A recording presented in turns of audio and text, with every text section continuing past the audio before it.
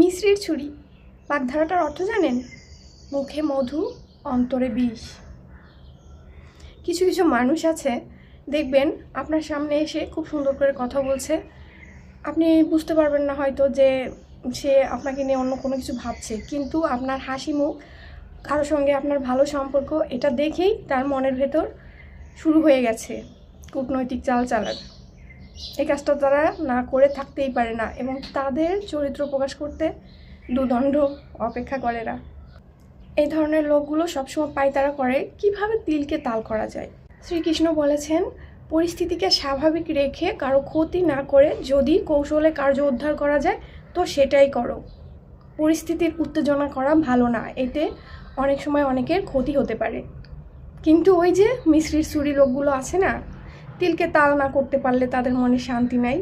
তাদের কাজই তো তিলকে তাল করা, কূটনৈতিক চাল চালা। তারা ভাবে কি এটা করে আমি বেশ ভালো আছি। হ্যাঁ, সাময়িক সময়ের জন্য সে হয়তো একটা অ্যাটেনশন পাচ্ছে, কিন্তু এসবে না কোনো লাভ নেই। কূটনৈতিক চাল চালানো মানুষগুলো কোনো দিন ভালো ছিলও না, এখনও নেই, ভবিষ্যতেও থাকবে না। আপনার কাজ দেখবে মানুষ, আপনি কি কাজ করছেন, আপনার মাইন্ড সত্যি সত্যি কোন দিকে পরিচালিত হচ্ছে, এটা মানুষ ঠিক বুঝতে পারবে, সেটা আপনার কাজ দ্বারা।